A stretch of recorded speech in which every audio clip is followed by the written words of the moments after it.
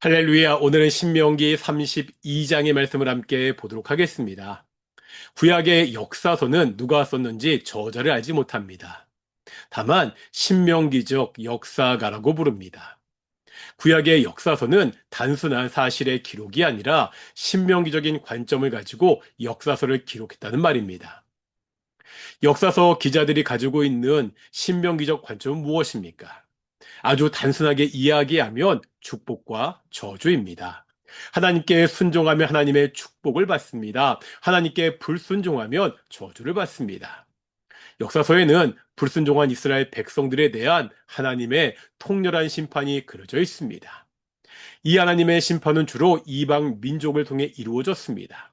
하나님께서 이방의 나라들을 심판의 도구로 사용하셨습니다.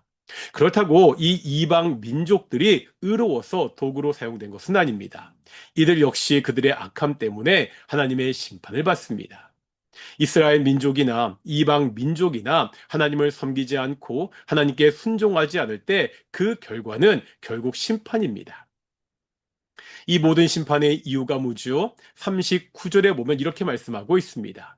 이제는 나 곧 내가 그인 줄 알라. 나 외에는 신이 없도다. 나는 죽이기도 하며 살리기도 하며 상하게도 하며 낫게도 하나니 내 손에서 능히 빼앗을 자가 없도다. 이유가 뭐라고요? 하나님 외에는 다른 신이 없기 때문입니다. 없기 때문입니다. 이방의 나라들은요, 하나님 외에 다른 신을 섬긴 것이 아닙니다. 자신들의 손으로 만든 가짜 신, 헛된 우상을 섬겼을 뿐입니다. 이방의 우상들은 결코 도울 수 없습니다. 하나님 외에 다른 신은 없습니다. 하나님이 죽이기도 하고 살리기도 하십니다. 하나님을 상하게도 하시고 낫게도 하십니다. 하나님만이 인생의 생사화복을 주관하는 유일하신 분이십니다. 이 사실을 잊지 말아야 됩니다. 이것을 기억하는 것은요, 좀 더 인생이 잘 풀리고 안 풀리고의 문제가 아닙니다.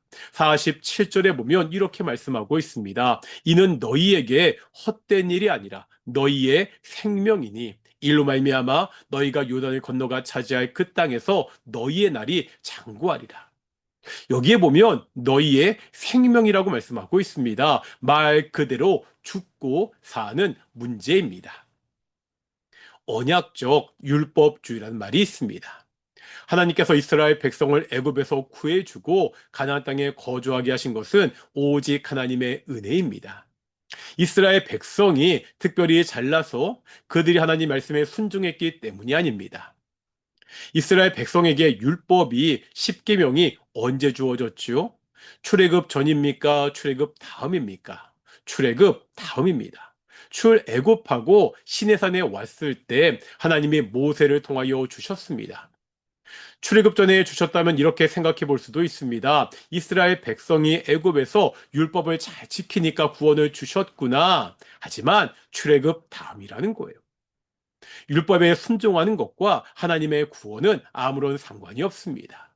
오직 하나님의 일방적인 은혜로 하나님의 언약 백성이 되었습니다. 그런데 이제 일단 언약 백성이 된 다음에는 달라집니다. 가나안 땅에 들어온 다음에는 사정이 다릅니다. 하나님의 은혜로 언약 백성이 되고 가나안 땅에 들어왔습니다. 어떻게 이 가나안 땅에 계속 머물 수 있습니까? 어떻게 하나님의 언약 백성의 자리를 유지할 수 있습니까? 율법을 지켜야 됩니다. 말씀에 순종해야 됩니다. 이것은 결코 헛된 일이 아닙니다. 47절에서 이것을 생명이라고 말씀하죠. 이것이 가나안 땅에서 장구하게 지낼 수 있는 방법이라고 말씀하고 있습니다. 오직 하나님만이 유일한 신이십니다. 이 하나님을 믿고 순종하는 것이 생명을 얻는 길이고 하나님의 축복 안에 거하는 유일한 방법입니다. 하나님 말씀을 듣고 지켜 행하며 하나님의 복을 누리는 귀한 성도들이 되시기를 축원합니다. 기도하시겠습니다. 사랑과 은혜가 충만하신 아버지 하나님 감사드립니다. 오직 하나님의 그 큰 사랑으로 말미암아 오직 하나님의 그 큰 은혜로 하나님의 자녀가 되게 하심을 정말로 감사드립니다. 우리가 구원을 받았으니 하나님의 자녀가 되었으니 이제 오직 하나님의 자녀답게 하나님의 백성답게 하나님의 말씀을 순종하며 살아가는 귀한 성도들이 될 수 있도록 인도해 주시옵소서. 감사드립니다. 이 모든 말씀 예수님의 이름으로 기도드렸습니다. 아멘. 마치겠습니다. 샬롬.